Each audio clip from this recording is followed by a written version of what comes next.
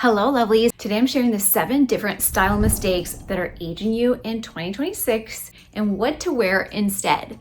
Perhaps you didn't know that reaching for a trending print might instantly age you or totally throw off your outfit. These are very common mistakes, but they all have easy fixes. And as always, the most important thing about style and fashion and getting dressed every day is that you feel good in your own skin. Because if you feel good, that is the only thing that matters. People feed off of that energy and that confidence. And that's one thing that I love focusing on this channel, is helping you feel that confidence so that you carry your head a little bit higher and you dress with intention as a form of self-care. I'm Ziba, and if you're new here, hit the subscribe button so you don't miss a video. And if you're coming back for more, I'm so happy you're here. Let's get right to it. By the way, this isn't my usual setup. It's gorgeous. It's my last day of vacation, and I wanted to film this because I wanted to make sure to get this to you as soon as possible this year. The first item that is aging you is reaching for your cozy cardigan or Coatigan. I recently shared one by Zazan that has a really nice texture. It literally is a Coatigan. So why would I encourage you to wear something like this, but not like this? It comes down to a couple of different things. Firstly, it's texture.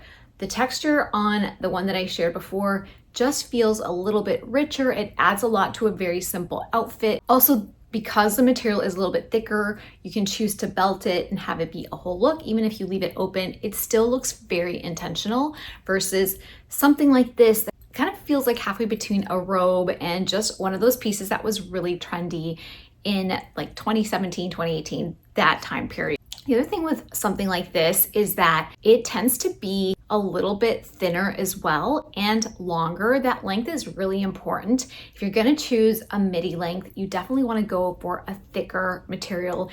You live down south and you can't do those heavy wools and rich textures, then you wanna go for something cropped. You wanna do a crop cardigan. There's a couple that I really love. One is by J. Crew. They call them cropped just because they're not long cardigans, but they're definitely a little bit shorter. This one by Quinn's is also a bestseller. It's a phenomenal way just to lengthen your legs a little bit more, still add that coziness, but not age you and date your look. Number 2 is also related to texture. It's choosing a thin, low quality top. There's so many things wrong with this. Number 1, you're going to have to buy it over and over again if you don't choose higher quality material. The second thing is that it tends to kind of crease you in all the wrong areas. It kind of shows everything. It shows where your bra is sitting on your skin. It sometimes shows like the actual bra that you're wearing. It just kind of like digs into all the wrong pieces. It's also really hard to make it look smooth and pressed and steamed just because the material doesn't lend itself for that. So it tends to really not only age you, but also make you look cheap. So it's like double whammy there. Instead of choosing these tops, which I think many of us have them, for example, they're really easy to get at Target, Amazon, Walmart, and those high street brands that I personally really like. You're gonna be wearing one of those tops that you're using it as very much a base layer. Uniqlo has a couple of really gorgeous cashmere knits that are a great base layer that feel really good on the skin. They look great, but they are base layers. Like they're a little too sheer to wear just by themselves. Instead, if you're looking for a top that's comfortable, you can wear every day, you want to look for a top that has either ribbing or a polo collar, just something that gives it a little bit of substance as well as quality. In particular, Madewell does these tops really well. There's one that I recently tried on at the store that's a ribbed, striped camel and kind of like an orange color. They always have different colorways. There's a lot to love about this. First of all, it's fairly lightweight, but it also provides just a little bit of warmth that we might need during this season.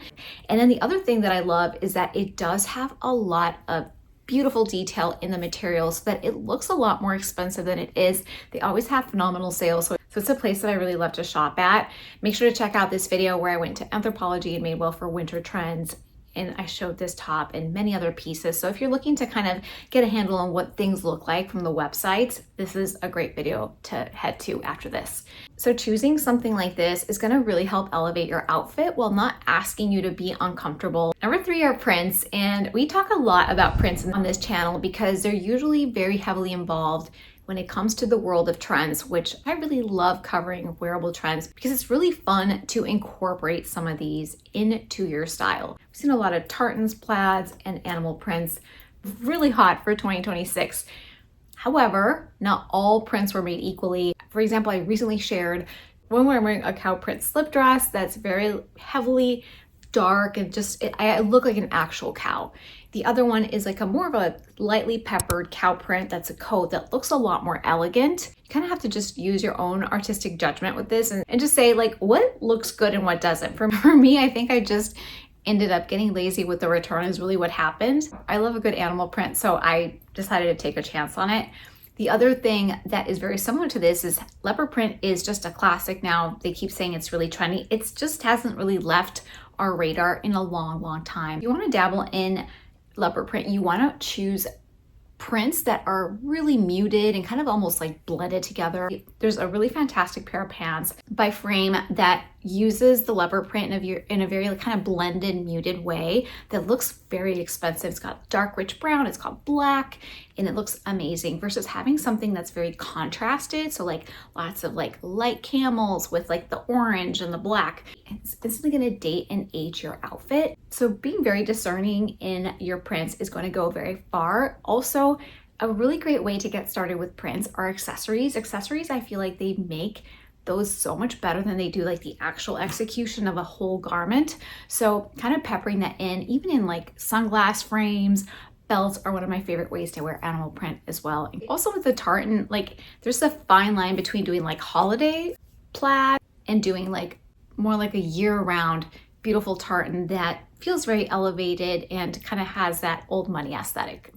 Number 4, related to this, wearing a head-to-toe classic outfit. This can easily turn into not only a costumey type of look where you look like you're trying really hard to look old money or just like quiet luxury. It can also age you just because it can look very formulaic. An example that I have for you is when you have a really classic silk blouse with the trousers and the belt, and then you choose to wear ballet flats. Choosing a couple of wearable trends that you love and can just freshen up your outfit and just make you look like you're in the know here right now. And I think that's one thing that many of us are after is just not looking like we're stuck, somewhere in time, but kind of evolving the style, even if it is classic style, making sure that it keeps evolving with the times. I don't care how old you are, if you're over 40 like me, or if you're in your 20s, you just don't want to look older than you are. I think that that's a fair statement. I think most women don't want to look older than they are unless they're like 13 and they want to look 18.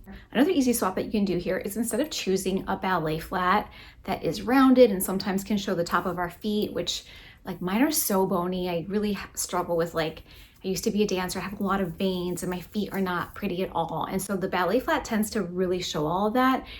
That rounded toe with a very short vamp can also feel a little bit older as well. So kind of swapping that for a higher vamp over your foot helps a couple things, including hiding those veins and those bones, or even if you have a wider, meatier foot. So wearing those higher vamp flats can hide a world of hurt, including those bony feet, veins, even like a meatier foot that's a little bit wider as well. Number 5 is one that I'm very guilty of. That's aging me, is wearing heavy earrings. I love gorgeous statement earrings. I got myself these chandelier Ralph Lauren earrings for my birthday. They're super heavy and I was not willing to not get them. So what I did was I bought the stickers that are super easy to do. You can get like a huge pack for like $5. I'll make sure to link them here. And everything that I'm talking about is linked here on the screen or down below in the description, as well as in the pinned comment. So if you see anything you like, you can always shop those 3 ways.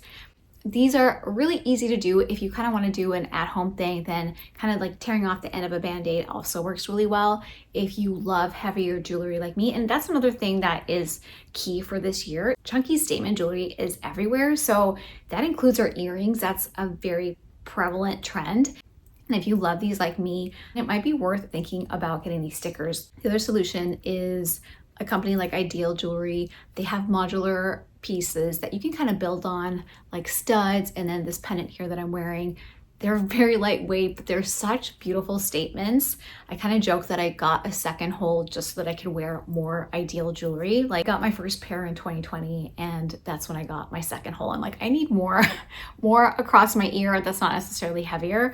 So this is a great company to check out if you are looking for statement pieces that are very lightweight and you can build your collection slowly over time. By the way, my hair is like exploding in front of my face because I'm in Florida and it's humid, so bear with me. That's definitely dating me. Number 6 is not mixing and matching where you shop. And this is the easiest way to look outdated because as we get older, we tend to gravitate towards the brands that are working for us. It might be Chico's or J-Gel, Talbot's, and Taylor, like very classic brands that a lot of times have lovely pieces. I have pieces from a couple of them, but when you start dressing all in one way, it's kind of like when you don't mix in any trends, then your whole wardrobe starts to kind of age you a little bit. A lot of times these brands are thinking about the mature woman as a very blank slate. So kind of doing the tunic tops a little bit more than other people, the long cardigans, capri pants, just things that they know older women like. And so when you start to pile on your whole wardrobe mixed with with only these brands, then guess what? You're just gonna look older. So it's really important to look for other brands and push your comfort zone just a little bit. There's a couple of stores that do this really well. Quince is one of them. This is my newest sweater by them. I love it. It's a V-neck cashmere and I've worn it all over the place, including all over Disney World yesterday. And now on the plane today. Orlando has been really chilly. Anyway, I digress. This is a sweater that I know is already a winner and I've only had it for a couple of weeks, so I'm really happy I got it. Quince does this really well. Lily Studio is another brand that I discovered a couple of months ago that is all very similar to Quince. If you love that high quality material at a very affordable price, this is a phenomenal place. Also, like those easy to shop places like Anthropologie and Madewell that aren't super young, like Abercrombie and Zara can be a little bit intimidating, but just adding a couple of pieces, you might discover that you love these so much more than you ever thought possible. Related to this is shopping at stores that are too young, and it's about balance. It's not going in too far in one direction or the other. And related to not mixing your brands is not mixing your pieces in every sense of the word, not mixing your metals, not mixing your leathers. For example, right now we're all pretty comfortable in that we can wear silver with gold and rose gold, and all the things, which is amazing. I think it's really opened up a whole world of accessorizing for us because it's not so much about, feeling like we have to stick all in one tone of our jewelry. I personally love this so much. And I covered this in my Trends That Guide in 2024 video, and I feel like it was even a little controversial then. So this is fairly recent. The other thing related to that ages you is just being very matchy-matchy in general, whatever it might be. Like if you're wearing, the lady jacket with the matching tweed skirt, the matching top handle bag. I mean, it just can really date us. The not mixing your leathers can be a big one. It just feels very contrived. But more thinking about like choosing a couple of pieces so that your outfit looks cohesive, but then kind of having an outlier piece that freshens up the look and just makes it look a little bit more modern is really key. One area that I still struggle with is mixing and I just packed this, but I'll unpack it for you just to show you the example, is like this bag, one of my newest bags. So it's got this gold hardware here. So if I was to have like a jacket that has a silver zipper, it would really bother me in my mind. And this is not a hard and fast rule. I don't really see this anywhere. It's just mentally when I see it, I just kind of can't get over the hump. Personally, let me know if you agree as well. And also this is amazing. This is a very different color for me. I kind of took a chance. I'm like, okay, I have enough black bags and I have like straightforward brown bags, but this feels like kind of I don't know, kind of feels different. I wore this yesterday, like all around the parks, like as a crossbody because it was just so comfortable. But anyway, so just not mixing and matching, and that goes for luxury and casual pieces as well. And this is great news, like being intentional about mixing and matching your luxury pieces or more high priced with your high street pieces makes for a really interesting outfit. It's really trendy right now to do that. And I hope that kind of opens up your wardrobe a little bit for you so that getting dressed in the morning is a little bit easier. I also recently shared the 25 best-selling items of 2025.